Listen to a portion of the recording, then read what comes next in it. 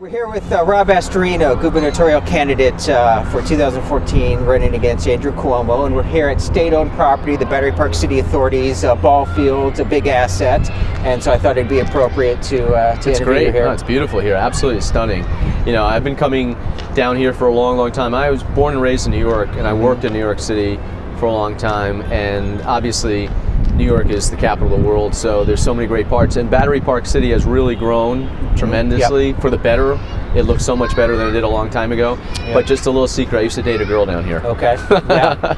All of these buildings are new in the last few years, so it's a fully constructed authority now, and it's a transition phase, and I want to ask you about that. But let's let the folks understand a little bit better. What is your current elected position in Westchester, and help us understand? Is it sort of like a mayor, but with a different name? Or? Yeah, it's kind of a borough president / mayor, really, because I'm the chief elected official in the county, so I'm a county executive.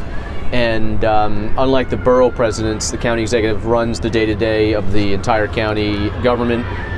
We have a fairly large budget of $1.7 billion, and it's just it's the chief elected official of Westchester County. It's a Democratic county. Yep. Westchester, of our million people, 49% Democrat, 24% Republican. How did that happen as a Republican? How did you?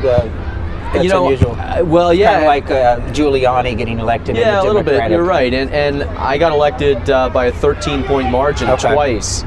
And, the people that know me best in Westchester, including many Democrats who supported me and still do, I've had the endorsements of NAACP leaders and the United Black Clergy president, Latinos. I wanted to get to that in a second. So it's a very diverse county. It's the fourth most diverse county in all of New York. People don't realize that. So we look like New York in many ways. All right.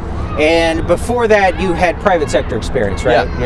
Yeah, that's what I was coming to New York City for. I was in broadcasting. Okay. You helped found something? Well, I worked at Sirius XM Satellite Radio. Right. I worked at Madison Square Garden.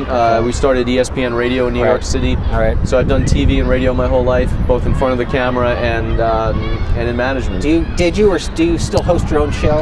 No, I used to. Once in a while, I would guest host on WOR for their morning show. But my career began looking at New York City from about 5,000 feet above the air in a helicopter or a plane, doing traffic reports.